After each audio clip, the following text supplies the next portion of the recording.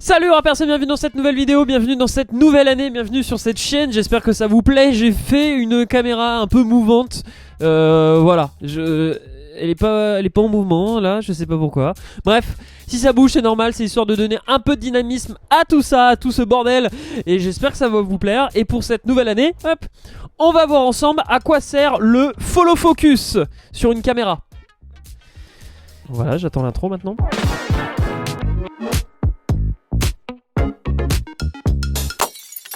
Déjà, qu'est-ce que c'est un follow focus? C'est une petite bague qu'on ajoute autour d'un objectif pour pouvoir faire la mise au point. Donc je vous montre plus précisément. Là-dessus, par exemple, j'ai un objectif entre les mains. Quel est l'intérêt d'ajouter une bague sur le côté, sachant qu'en fait, avec la main, je peux venir, moi, en tant qu'opérateur, être sur le côté et faire la mise au point là, comme ça, manuellement.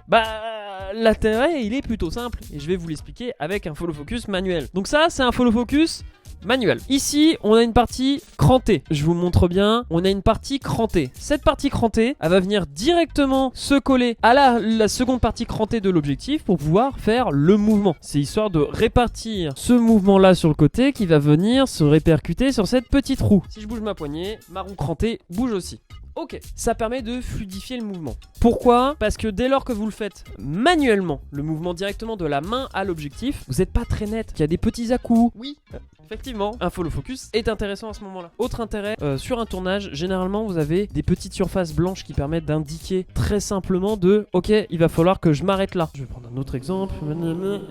Avec un simple petit bout de scotch, ça va être plus simple pour moi visuellement de savoir où est-ce que je commence, où est-ce que je m'arrête, où est-ce quelles sont mes étapes intermédiaires. Sur ce modèle de follow focus, mon petit repère principal là, c'est la roue rouge. Et donc je vais pouvoir savoir que je commence d'ici et que je finis ici. Voilà, avec un simple petit repère. Ça, c'est un follow focus manuel, c'est-à-dire qu'il y a un opérateur humain qui vient directement coller à la cam, faire bouger le follow focus. Qui effectivement, quand on est sur une installation de type fixe avec un trépied posé sur d'autres types de configurations, ça va être plus compliqué. J'en ai parlé dans une précédente vidéo qui devrait apparaître là sur cette fiche ici. Il y a quelque chose qu'on appelle le Steadicam. Le Steadicam, c'est une caméra en flottement grâce à un bras qui est relié au Steadicammer.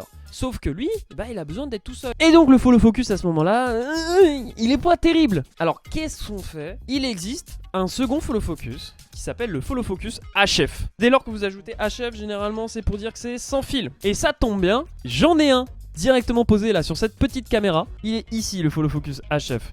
Comme vous le voyez, il y a un petit moteur avec une roue crantée qui est directement posée sur la bague crantée de l'objectif. Et j'ai une télécommande qui est là pour contrôler le HF à distance. L'avantage avec ce type de télécommande, c'est que vous pouvez paramétrer plein de choses. Je prends un exemple tout bête. Là par exemple, je vais faire on le voit pas très bien, mais je peux faire un quart de tour. Ça peut faire un demi-tour et non pas un quart. Je peux amplifier mon mouvement selon le paramétrage que je souhaite. Et encore une fois, ça dépend les modèles. Je vais vous montrer un petit exemple. Le problème, c'est qu'à chaque allumage, il faut paramétrer. C'est ici que se trouve le follow focus. Je vais venir de manière sans fil bouger mon objectif dans différentes directions. Et je vais pouvoir, avec ce dispositif-là, ce matériel-là, faire ma mise au point à distance sur la caméra qui est très loin de moi, par exemple sur un Steadicam, encore une fois. J'adore jouer avec, j'adore. Le second avantage de pouvoir faire la mise au point à distance, c'est aussi si vous êtes sur un plateau où le décor est très resserré, peu de place pour accueillir beaucoup de monde. Déjà il y a les acteurs, il y a la caméra, il y a le son. Voilà, c'est déjà beaucoup trop si en plus on ajoute des personnes supplémentaires comme par exemple le gars qui doit faire le focus. Bon généralement si vous pouvez faire les choses à distance, de loin, que ce soit pour le silence, pour la place, pour plein de raisons techniques, il est préférable d'avoir ce type de matériel. Et voilà, j'en ai fini avec le follow focus. Petit détail aussi supplémentaire, si vous avez un follow focus HF, il est préférable aussi d'avoir un moniteur HF. Merci à toi d'avoir regardé la vidéo jusqu'au bout. Like, abonne-toi si t'as aimé cette vidéo et ce genre de concept, parce que il y en a eu plein avant, il va y en avoir encore un petit peu de temps en temps. Je fais plein de vidéos variées et surtout, je veux continuer à faire 2 vidéos par semaine. Merci à toi, ciao.